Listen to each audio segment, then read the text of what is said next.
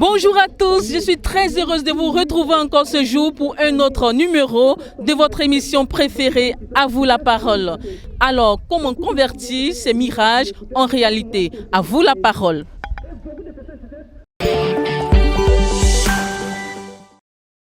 Pour moi, un mirage, c'est une perception illusoire. C'est-à-dire qu'on a l'impression de voir quelque chose qui en réalité n'existe pas. Le mirage, comme on le dit, un mot n'a de sens que dans le contexte. Donc le mirage peut être juste une simple joie, j'allais dire presque éphémère ou impossible à réaliser. En ce qui concerne la définition de mirage, le mirage, je pense que c'est quelque chose d'illusoire, quelque chose qui n'est pas réel en fait. Et comme notre papa, Méné Boniface, a aussi bien expliqué hier, il a dit que souvent, pour un exemple palpable, on peut voir sur un goudron, quand le soleil tape le goudron, tu as l'impression que c'est l'eau qui est devant et que ça va t'apaiser. Mais tu ne trouves jamais l'eau, tu continues, tu ne trouves jamais l'eau. Donc le mirage, c'est ça, c'est une illusion au fait, quelque chose qui n'existe pas en réalité. Le pasteur Meunier était en train d'expliquer sur les mirages à partir de Ésaïe 35 du verset 7 au verset 9. Alors il disait les mirages, c'est cette illusion qu'on peut avoir dans la vie que non, voilà cette chose dont j'ai besoin. Je suis un enfant de Dieu, ce dont j'ai besoin arrive, je veux déjà l'avoir. Mais dès que je me dis que je veux déjà l'avoir, les choses se distancent encore, si je peux utiliser cette expression. Donc on voit le rêve s'éloigner de plus en plus. Il a pris par ailleurs un exemple sur le sable et dans le désert. Que lorsque le soleil brille sur le sable, on voit cette illusion d'eau qui se miroite sur le sable dans le désert. Et lorsqu'on a soif, on se dit, bon voilà de l'eau que je veux boire, j'ai soif, je suis dans le désert. Mais plus on s'approche, on se rend compte que ce n'est pas de l'eau. Et c'est cette illusion-là qu'en tant qu'enfant de Dieu, on peut avoir dans notre vie. Quand tu as un fardeau qui te pèse, tu espères la délivrance, mais elle ne vient pas. C'est les cris à Dieu, c'est les cris des enfants de Dieu qui touchent le cœur de Dieu.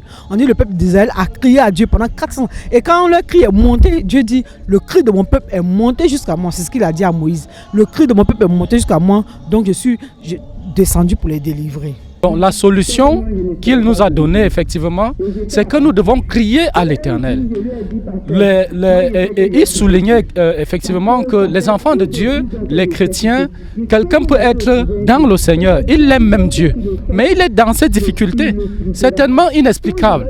Il voit des solutions, mais qui s'éloignent. La solution, c'est de crier à Dieu, poser son problème à Dieu, de tout son cœur. Il est possible, d'accord, d'accomplir ce qu'on peut percevoir comme mirage. Tout le monde voyait que non, c'était une évidence pour moi de réussir après les études, après la maîtrise, que je sois même coopté pour devenir enseignant dans mon domaine. Mais quand j'ai fini les études, ça n'a pas été du tout une évidence. Donc là, j'ai cherché de partout, zéro, tourné de partout, ça ne marchait pas. J'ai eu à fréquenter les féticheuses, j'ai marché avec les féticheuses, après cela, des prêtres, beaucoup de choses, mais ça ne marchait toujours pas. Pourtant, j'étais l'un des meilleurs. Et ce mirage-là, pour moi, j'allais dire, cet avenir-là était devenu un mirage. Mais comment l'amener à l'existence véritablement ? Donc quand j'ai cru, j'ai donné ma vie à Jésus à travers le programme qu'on appelle le renversement des principautés personnelles et familiales. J'étais avec le pasteur Ounantano Raoul une fois à une UMPJ. Et à la dernière journée de l'UMPJ, j'ai fait un songe. On était allé se coucher entre 5h45 et 6h. Parce qu'on a fini à 5h. Entre 5h45 et 6h, j'ai fait un songe en 15 minutes là, où je voyais que j'étais en train de passer le concours pour devenir professeur. Mais pendant que je passais le concours, le bic que je tenais pour écrire était en train de fondre dans ma main. Et je voulais prendre un autre bic, un autre stylo pour écrire. L'idée m'a dit, si tu prends l'autre stylo, tu as échoué. Continue d'écrire avec le même stylo. Et pendant que j'écrivais, le bic était en train de fondre. Et j'ai dit au nom de Jésus-Christ, je proclame que c'est mon nom Kwasi André qui est écrit sur cette feuille. Et le lendemain, je suis parti pour passer le concours.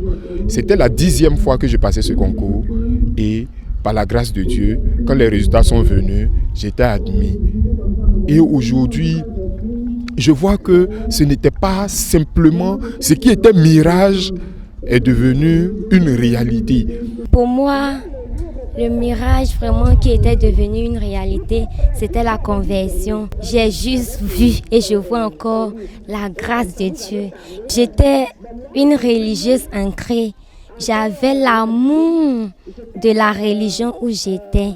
Et cela me conduisait à insulter même les hommes de Dieu. Et aujourd'hui, quand je vois que le Seigneur a travaillé dans ma vie, je ne peux que bénir son nom. Un mirage pourrait devenir une réalité si on a foi en Dieu, si on croit en Dieu. Et je pourrais vous donner un exemple.